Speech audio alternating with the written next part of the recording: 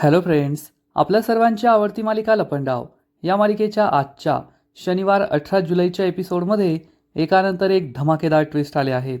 Friends, आजचा episode खूप भारी होता. मग नेमकं घडलंय तरी काय?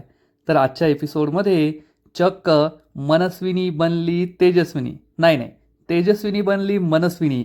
म्हणजे तेजस्विनीने अगदी मनस्विनीसारखा मेकअप केला, मनस्विनीसारखी साडी नेसली आणि क्षणभर तर म्हणजेच राजलक्ष्मी किर्लोस्करला असं वाटलं की मनस्विनीच आपल्या घरी आली आहे आणि माने चक्क तिच्यावर काठीने हल्ला केला, तिच्या डोक्यात काठी मारण्याचा प्रयत्न केला.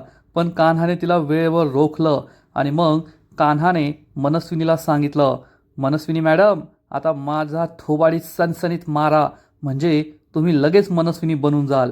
तुम्हाला मनस्विनीसारखा विचार करावा लागेल, मनस्विनीसारखं वागावं लागेल. त्यामुळे तेजस्विनी चांगलीच घाबरली आहे. मग आता तेजस्विनी मनस्विनीसारखी दिसायला तर लागली आहे, पण तिच्यासारखी वागणार का हे जाणून घेण्यासाठी हा व्हिडिओ शेवटपर्यंत नक्की पहा. फ्रेंड्स, आजच्या एपिसोडच्या सुरुवातीलाच मेकअप आणि कॉस्ट्युमवाल्या मुली तेजस्विनीला आतमधील खोलीत घेऊन जातात. मग ही कबीर जवळ येते आणि कबीरला विचारते, खरंच तू या तेजस्विनीवर डाव खेळणारे, तिच्यावर विश्वास ठेवणारे? कबीर हा हरलेला डाव आहे, कारण तेजस्विनीने आधीच हार मानली आहे. तिला हे नाही जमणार.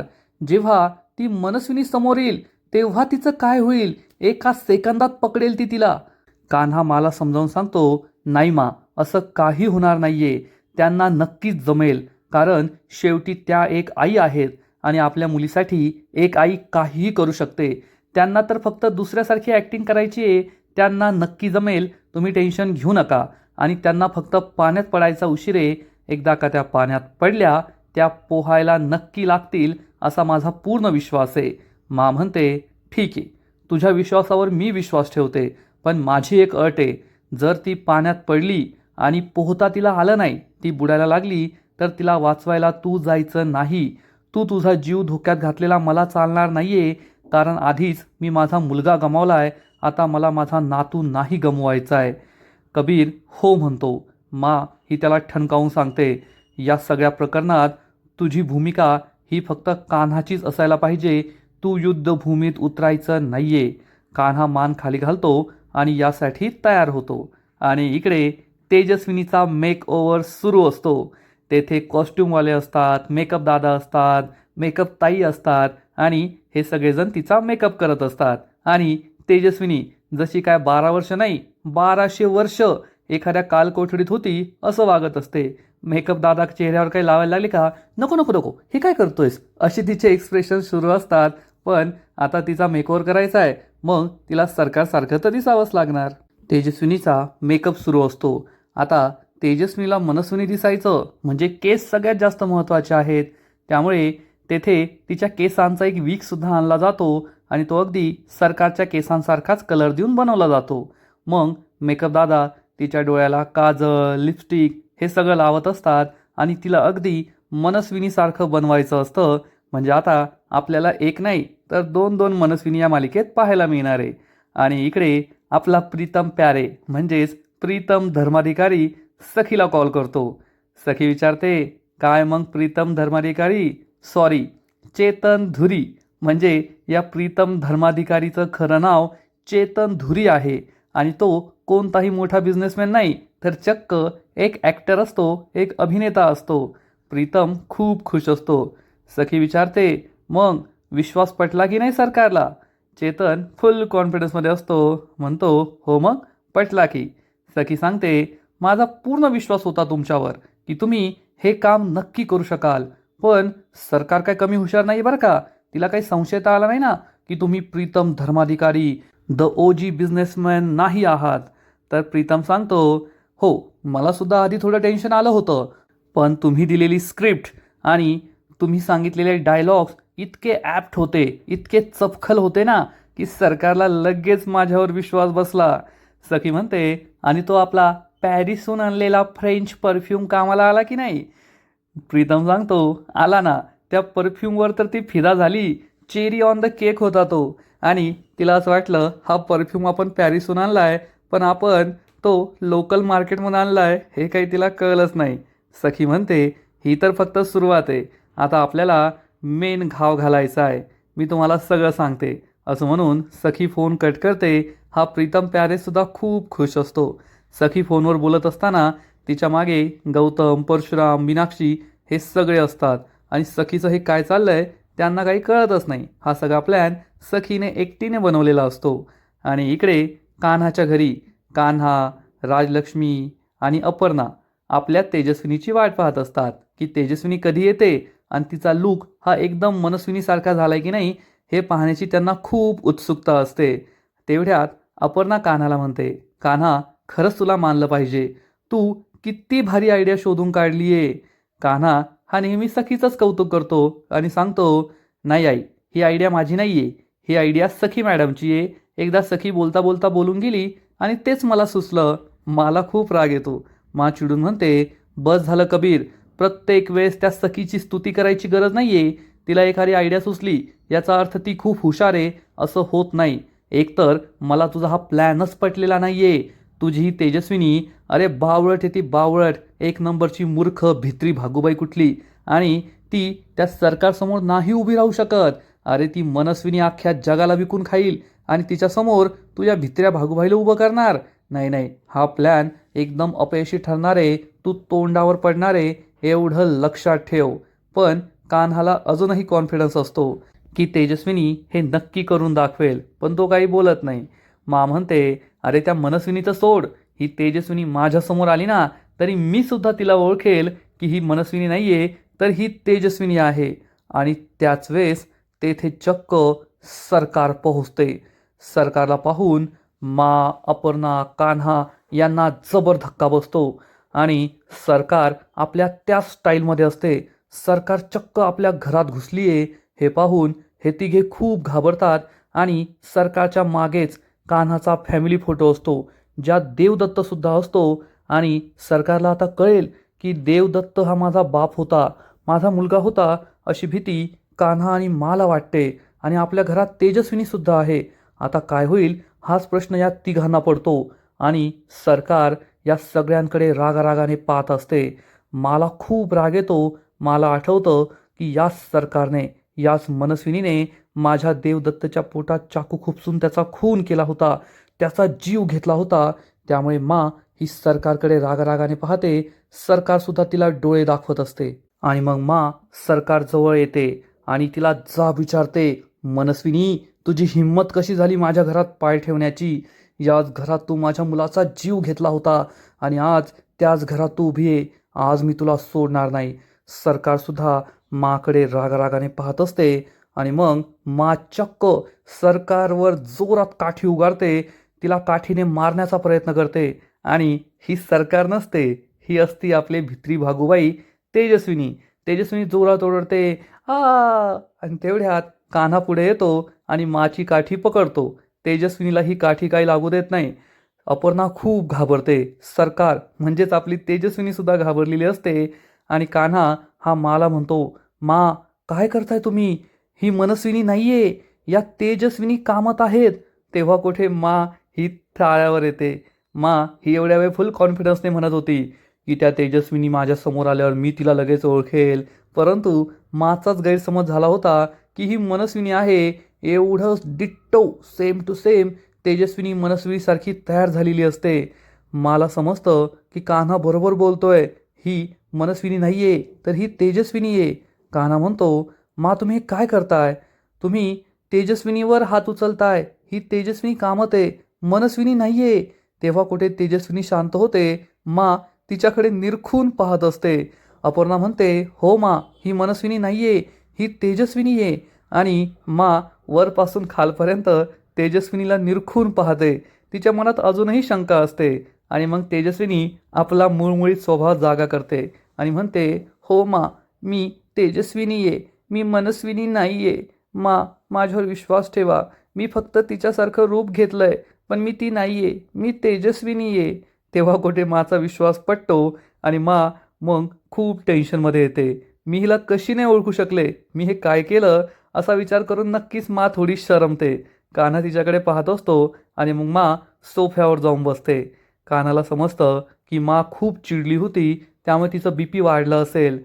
आणि मग कान्हा तिला पाणी प्यायला देतो. मा पाणी पिते. सगळ्यांना खूप टेन्शन आलेलं असतं की मनस्विनीला समोर पाहून माला काही व्हायला नको आणि माच्या तळपायची आग तर मस्तकार गेली आहे की या बाईने माझ्या देवदत्ताचा खून केला होता, मी तिला सोडणार नाहीये. आणि इकडे सखीने प्रीतम प्यारेशी मारलेल्या सगळ्या गप्पा सगळ्यांनी ऐकलेल्या असतात आणि गौतम विचारतो, सखी हा प्रीतम धर्माधिकारी कोण आहे? सखी हसू लागते. मीनाक्षी म्हणते, सखी म्हणजे तू खोटा बिझनेसमन पेरलाय, अगं हे खूप रिस्की आहे.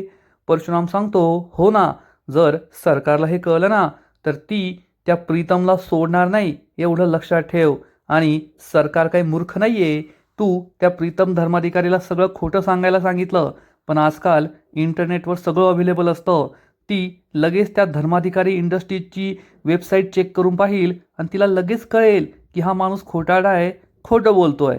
सखी म्हणते, काका मला ते माहिती आहे आणि मला तर 100% गॅरंटी आहे की सरकार नक्कीच धर्माधिकारी इंडस्ट्रीजची वेबसाईट चेक करून पाहिल, पण तिला तेच दिसेल जे मला हवंय.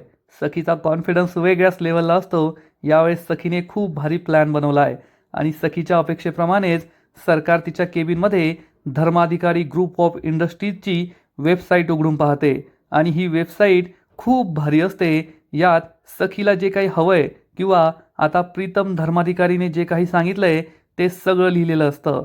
याच्यामध्ये प्रीतम धर्माधिकारीचा फोटो असतो. त्याच्या नावाखाली चीफ एक्झिक्युटिव्ह ऑफिसर म्हणजे CEO लिहिलंय असं असतं.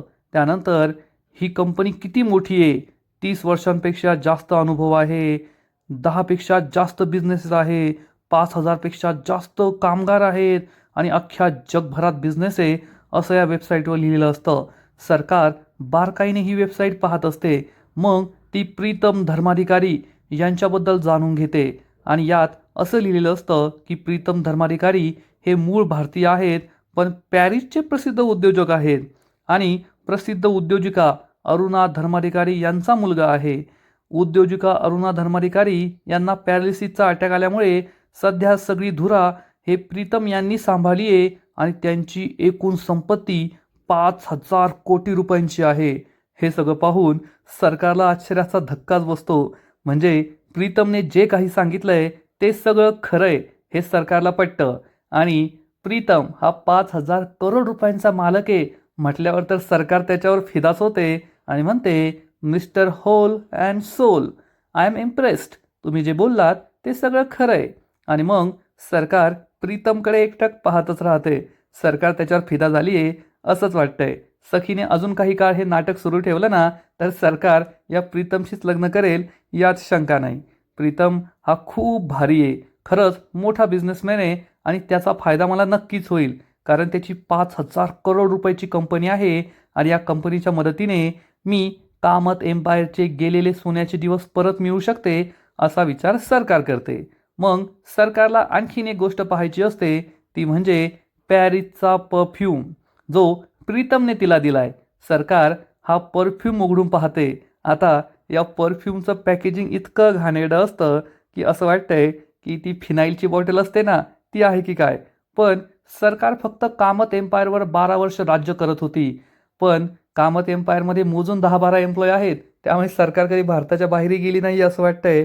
त्यामुळे पॅरिसचा परफ्यूम काय असतो तिला माहीतच नाहीये. या परफ्यूमला पाहून ती इम्प्रेस होते. मग परफ्यूम कसा आहे हे पाहण्यासाठी परफ्यूमचा थोडा सुगंध घेऊन पाहते आणि हा सुगंध तिला खूप आवडतो. म्हणजे रस्त्यावर मिळणारा परफ्यूम हा पॅरिसचा परफ्यूम आहे असं सरकारला वाटतं. यावरून सरकारची लायकी काय आहे हे समजून येतं. सरकार खूप खुश होते आणि तिला आता 100% विश्वास बसलेला असतो की हा प्रीतम प्यारे म्हणजे धर्माधिकारी इंडस्ट्रीजचा मालक आहे. त्याने दिलेली ऑफर खरी आहे आणि त्याने दिलेला हा फ्रेंच पॅरिसचा परफ्यूमसुद्धा खरा आहे. त्यामुळे ती पूर्णपणे सखीच्या जाळ्यात अडकलेली असते, खूप खुश असते. आणि इकडे सखी ही गौतम, परशुराम, मीनाक्षीला सांगते, मला हे आधीच माहीत होतं की प्रीतम भेटून गेल्यानंतर सरकार नक्कीच त्याची वेबसाईट चेक करून पाहिल, म्हणूनच आधीपासून ते माझ्या डोक्यात होतं. मी एका मुलाची इंग्लिशची ट्यूशन घेते, त्याचा मोठा भाऊ हा वेब डेव्हलपर आहे आणि त्यानेच मला ही वेबसाईट बनवून दिली आहे. आता सखी कधी ट्यूशन घेते हे तिचं तिलाच माहिती आहे. ती तर चाळीतल्या मुलांची ट्यूशन घ्यायची, त्या चाळीतील मुलांना कोणताच मोठा भाऊ नाहीये. सखी कान्हाच्या ऑफिसमध्ये जॉईन झाली होती, ती नोकरीसुद्धा तिने सोडून दिली आहे असंच दिसतंय. सखी सांगते, त्या मुलाच्या मोठ्या भावानेच मला ही वेबसाईट डिझाईन करून दिली आहे, ती खोटी वेबसाईट आहे. सखी म्हणते, हो तशी ती खोटी वेबसाईट बनवणं चुकीचं आहे, पण ते म्हणतात ना, कभी कभी अच्छा काम करने के लिए उंगली टेढ़ी करनी पडती है. आणि मी चांगल्या उद्देशासाठीच हे चुकीचं काम केलं आहे, त्यामुळे सरकार यात नक्की फसेल आणि माझा उद्देश पूर्ण होईल एवढं मात्र खरं. गौतम विचारतो, पण सखी तू पुढे काय करणार आहे? तर सखी म्हणते, काका तुला सरप्राईजेस आवडत नाही का? खूप मोठं सरप्राईज आहे आणि आता तर खूप मोठा धमाका होणार आहे आज रात्री. तू फक्त वाट पहा, पुढे काय होतंय ते पाहत बस, तुला मजा येईल. मीनाक्षी म्हणते, अरे वा सखी, कान्हामुळे तू तर खूपच हुशार झाली आहे. हे ऐकून सखीचा चेहराच पडतो आणि गौतम म्हणतो, हो ना, जेव्हापासून सखी आणि कान्हाचं जमलंय ना तेव्हापासून सखी खूप बदलली आहे. परशुराम सांगतो, आणि कान्हासारखी धाडसी सुद्धा झाली आहे. सखी म्हणते, अरे हो, कान्हावरून आठवलं, कान्हाने आज ऑफिसला डबाच नाही नेलाय. मी त्याच्यासाठी डबा ऑफिसला घेऊन जाते. आणि सखी कान्हासाठी डबा द्यायला तेथून निघते. इकडे माचा बीपी अजूनही वाढलेला असतो आणि कान्हा तिला शांत करतो. तेजस्विनी हात जोडून माची माफी मागते. मा, मला माफ करा, पण मला तुम्हाला घाबरवायचं नव्हतं. तुम्ही घाबरला असाल तर खरंच खूप खूप सॉरी, पण माझा असा कोणताही उद्देश नव्हता की तुम्ही घाबरायला हवं. मा, तुम्ही बऱ्यात राहात ना? तुमची तब्येत ठीक तर आहे ना? मा तिला हात दाखवून सांगते, हो मी बरी आहे, माझी काळजी करू नको. तेव्हा सगळ्यांना कुठे बरं वाटतं की म्हातारीला काही झालेलं नाही आहे. आणि मग अपर्णा म्हणते, खरंच तेजस्विनी, एका क्षणासाठी मला सुद्धा असं वाटलं होतं की तू मनस्विनी आहेस. एकदम सेम टू सेम. खरंच कुणी ओळखूच शकणार नाही की तू मनस्विनी आहे. हे ऐकून कान्हा खूप खुश होतो. तर तेजस्विनी रडत रडत म्हणते, नाही ग अपर्णा, मी मनस्विनी नाही, मी तुझी तेजस्विनी आहे. फक्त कपडे तिच्यासारखे आहेत. मी मनस्विनी नाही. आणि तुम्ही कुणी घाबरू नका. तेजस्विनीची ॲक्टिंगच वेगळ्या लेवलची आहे. तेजस्विनी असं बोलतीये हे कान्हाला बिलकुल आवडत नाही. तेवढ्यात मा म्हणते, पण कबीर, तू हे जे काही करतोय ना ते मला अजूनही आवडलेलं नाही आहे. कान्हा हा माजवळ बसतो आणि माला समजावून सांगतो, मा, तुम्हीच म्हणत होता की तेजस्विनी मनस्विनी म्हणून माझ्यासमोर उभी राहिली की मी तिला नक्कीच ओळखेल. पण काय झालं, तुम्ही तिला ओळखलं नाही. उलट तुम्हाला असं वाटलं की तीच मनस्विनी आहे आणि रागाच्या भरात तुम्ही तिच्यावर काठीसुद्धा उगारली. यावरूनच पहा, जर तुम्ही तिला ओळखू शकत नाही तर बाकीचं जग त्यांना कसं ओळखेल? आणि हो, त्यांच्यावर अजून खूप काम करणं बाकी आहे. मला मान्य आहे की त्या फक्त मनस्विनीसारख्या दिसताय, परंतु मनस्विनीसारखा त्यांचा स्वभाव नाही आहे. आणि जर त्यांना मनस्विनीसारखं बनायचं असेल तर त्यांना एक गोष्ट करावी लागेल. तेजस्विनी विचारते, काय? तर कान्हा म्हणतो, तुम्हाला मनस्विनीसारखं वागावं लागेल, बोलावं लागेल. तुम्हाला मनस्विनीसारखा स्वतःचा स्वभाव तयार करावा लागेल. तेजस्विनीला मोठा धक्काच बसतो. तेजस्विनी विचारते, मी तिच्यासारखी दिसू शकते, पण तिच्यासारखा स्वभाव मी कसा तयार करणार? कान्हा म्हणतो, एक आयडिया आहे माझ्याकडे, माझ्या थोबाडीत मारा. हे ऐकून तेजस्विनी, अपर्णा आणि माला जबर धक्का बसतो. तेजस्विनी म्हणते, काय? मी तुझ्या कानाखाली मारू? नाही नाही, मी कत मारेल तुला, मी नाही मारणार तुला. कान्हा म्हणतो, तेजस्विनी मॅडम, मारा मला, कारण तुम्ही तेजस्विनी नाही आहात, तुम्ही मनस्विनी आहात. आता पुढील काही दिवसांसाठी तेजस्विनीला मारून टाका आणि तुम्ही मनस्विनी बना आणि मारा मला. तुम्हाला मनस्विनीसारखा विचार करावा लागेल, कारण ती समोरच्या माणसाला माणूस नाही समजत, स्वतःचा गुलाम समजते. तिच्यासाठी ती स्वतःच देव आहे. तिच्यासाठी समोरची माणसं जनावरं आहेत. आपल्या हाताखालच्या लोकांना, नोकरांना ती जनावर समजते, जनावरासारखी वागवते. ती क्रूर आहे, निष्ठुर आहे, नालायक आहे, ती खूप वाईट आहे. ती फक्त स्वतःचा विचार करते. पैसा, सत्ता, संपत्ती यासाठी ती कोणाचाही जीव घेऊ शकते. हे सगळं ऐकून तेजस्विनी खूप घाबरते. कान्हा म्हणतो, तुम्हाला जर मनस्विनी बनायचं असेल ना तर तुम्हाला तिच्यासारखं वागावं लागेल. समोरच्याची किंमत करावी लागेल, त्याला भिकारी समजावं लागेल, जनावर समजावं लागेल, त्याला मारावं लागेल, त्याच्यावर अन्याय करावा लागेल, त्याच्यावर अत्याचार करावा लागेल. फक्त स्वतःच्या स्वार्थाचा विचार करावा लागेल. हो तेजस्विनी मॅडम, तुम्हाला मनस्विनी बनायचं आहे, मनस्विनी. आणि मनस्विनी बनायचं असेल तर माणुसकी सोडून वागावं लागेल. एक माणूस जे करण्याचा कधीच विचार करू शकत नाही अशी अशी कामं तुम्हाला करावी लागतील. कान्हाचं हे भाषण ऐकून तेजस्विनी आणखीनच घाबरते, पण मला हे बिलकुल पटत नसतं. कान्हा म्हणतो, तुम्हाला जर तुमच्या मुलीचा जीव वाचवायचा असेल, तुम्हाला जर तुमच्या कुटुंबाला वाचवायचं असेल, तर तुम्हाला मनस्विनी बनावंच लागेल. मनस्विनीसारखं मॅनरिझम शिकावं लागेल. मनस्विनीसारखं वागणं बोलणं शिकावं लागेल. आज फक्त तुमच्या दिसण्यावरून माने तुम्हाला ओळखलं नाही, पण उद्या तुमच्यासमोर तुमचं संपूर्ण कुटुंब असेल. गौतम काका, परशुराम काका, मीनाक्षी काकू, सखी मॅडम सगळे असतील आणि त्यांच्यासमोर तुम्हाला हे सिद्ध करून दाखवावं लागेल की तुम्ही मनस्विनी आहात. आणि आज तरी आम्ही आहोत, घरचे आहात, आम्हाला तुमचं सत्य माहिती आहे, पण उद्या तुमच्यासमोर प्रेक्षक असतील आणि प्रेक्षक खूप हुशार असतात. त्यांच्या नजरेतून काही सुटत नाही, एवढं लक्षात ठेवा. त्यामुळे तुमची एक छोटीशी चूकसुद्धा आपल्या या नाटकावर पडदा टाकू शकते, आपला प्लॅन फ्लॉप करू शकते. तेजस्विनी मॅडम, मारा मारा, माझ्या थोबाडीत मारा, घाबरू नका तेजस्विनी मॅडम, तुम्हाला हे करावंच लागेल. तुम्हाला स्वतःच्या मुलीला वाचवण्यासाठी हे करावं लागेल. तुम्हाला हे करावंच लागेल. हे सगळं ऐकून तेजस्विनी खूप घाबरते, आपले कान बंद करते. मला सुद्धा हे आवडत नाही. कान्हाने एवढं सांगून सुद्धा तेजस्विनीची हिंमत काही होत नाही आणि तेजस्विनी आणखीनच घाबरते. आणि इकडे सखी कान्हाच्या केबिनमध्ये पोहोचते. तर कान्हा आपल्या ऑफिसमध्ये नसतो, कारण तो तर घरी आहे, तेजस्विनीला तयार करतोय. सखी विचार करते, कान्हा कुठे गेला? तो तर म्हणाला होता की मी आज ऑफिसमध्ये येणार आहे. तेवढ्यात पिऊन तेथे सखीसाठी पाणी घेऊन येतो. सखी त्याला विचारते, कबीर सर कुठे आहेत? पिऊन सांगतो, कबीर सर तर आज ऑफिसमध्ये आले नाहीयेत. हे ऐकून सखीला मोठा धक्काच बसतो. पिऊन सांगतो, कबीर सर आजकाल ऑफिसला जास्त येत नाही. सखी पाणी पित असते आणि विचार करते, कबीर जर ऑफिसला नाही आलाय तर कुठे गेलाय? त्याने तर मला सांगितलं होतं की तो ऑफिसलाच येणार आहे. याचा अर्थ तो माझ्याशी खोटं बोललाय. असा विचार सखी करत असते आणि तेवढ्यात तेथे किरण येतो. आणि किरणला पाहून सखी विचारते, किरण, कान्हा कुठे गेलाय? तर किरण खूप घाबरतो आणि म्हणतो, अरे देवा, याचा अर्थ कान्हाने सखीला सांगितलंय की तो ऑफिसमध्ये येणार आहे, पण तो ऑफिसमध्ये आलेलाच नाहीये. आता मी सखीला काय सांगू? सखीला असं वाटायला नको की कान्हा तिच्याशी खोटं बोलतोय.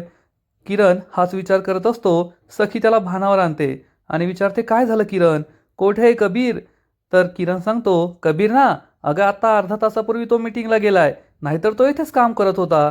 हे ऐकून सखीला खूप राग येतो, कारण पिऊने तिला सांगितलं असतं की कान्हा ऑफिसमध्ये आलेलाच नाहीये आणि किरण सांगतोय तो ऑफिसमध्ये होता. याचा अर्थ किरण खोटं बोलतोय हे सखीला समजतं. पण किरणला हे माहीत नसतं की पिऊने आधीच सखीला सांगितलं होतं की कान्हा आज ऑफिसमध्ये आलेलाच नाहीये. आणि इकडे कान्हा हा तेजस्विनीचा कान कोरतच असतो आणि तेजस्विनीला म्हणतो, आठवा तेजस्विनी मॅडम, आठवा, त्या सरकारने तुमच्याबरोबर काय केलंय? तुमच्या नवऱ्याचा खून केलाय, तुमच्या मुलीला तुमच्यापासून दूर केलंय, तुमचा खून सुद्धा करण्याचा प्रयत्न केला. त्याने खूप काही काही केलंय. आठवा आठवा तेजस्विनी मॅडम, आठवा. हे सगळं आठवून तेजस्विनीला खूप त्रास होतो. कान्हा म्हणतो, 12 वर्ष, 12 वर्ष तिने तुम्हाला काल कोठडीत ठेवलं होतं. 12 वर्ष तुम्ही वनवास भोगलाय. आठवा, ते 12 वर्ष तिने तुमचा कसा कसा छळ केला. आठवा तेजस्विनी मॅडम. आणि तेजस्विनीला आठवतं की जेव्हा 12 वर्ष तेजस्विनी त्या सरकारच्या काल कोठडीत होती, तेव्हा सरकारने तिला किती त्रास दिला. सरकार तिचा गळा दाबायची, तिला ढकलून द्यायची, तिला त्रास द्यायची. ना अंघोळ ना खायला प्यायला, किती त्रास होता. सखीबद्दल वाईट वाईट सांगायची. मग याच मनस्विनीने तिला चक्क दरीतून ढकलून दिलं होतं. हे सगळं तेजस्विनीला आठवतं. कान्हा ओरडत असतो, आठवा तेजस्विनी मॅडम, आठवा. आणि मग तेजस्विनी आपलं खरं रूप दाखवते आणि एकदम सरकारच्या स्टाईलने जोरात ओरडते, शटाप.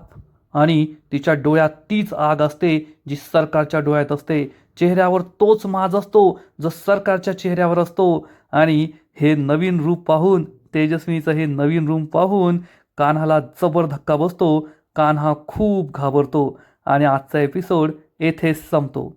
फ्रेंड्स, लपंडाव या मालिकेचा आजचा एपिसोड खरंच खूप भारी होता, खूप इंटरेस्टिंग होता. सखीने जे प्रीतम प्यारेचं नाटक उभं केलंय ते तर एक नंबर होतंच, परंतु आता सखी आणि तेजस्विनीपासून लपवून कान्हा जे काही करतोय, तेजस्विनीला मनस्विनी बनवतोय, ते पाहून सुद्धा खूप मजा आली. आणि मनस्विनी मनस्विनी या दोघींचा आमनासामना पाहायला खूप मजा येईल, यात शंका नाही. फ्रेंड्स, खरंच या मालिकेचा आजचा एपिसोड खूप भारी होता, परंतु पुढील एपिसोड आणखीन भारी असणारे, आणखीन मोठा ट्विस्ट त्या मालिकेत येणारे. मग नेमकं घडणार तरी काय? तर लपंडाव मालिकेच्या पुढील एपिसोडमध्ये आपण पाहू की सखी किरणला जाब विचारणार, तू माझ्याशी खोटं बोललो आहे, आता खरं खरं सांग की कान्हा कोठे गेलाय. किरणकडे या प्रश्नाचं उत्तर नसणार. मग सखी कान्हा घरी आल्यानंतर त्याला विचारेल, कान्हा तू माझ्याशी लपंडाव खेळतोय, आपल्यात कोणताही लपंडाव नकोय, खरं खरं सांग आज तू कोठे गेला होता. हे ऐकून कान्हा खूप घाबरणार. आणि इकडे सरकार ही प्रीतम प्यारेला रक्त द्यायला हॉस्पिटलमध्ये पोहोचेल आणि सरकार निघून गेल्यानंतर सखी तिचं रक्त ताब्यात घेईल. सखी खूप खुश असेल की आता या सरकारविरुद्ध तिला सगळ्यात मोठा पुरावा मिळाला आहे.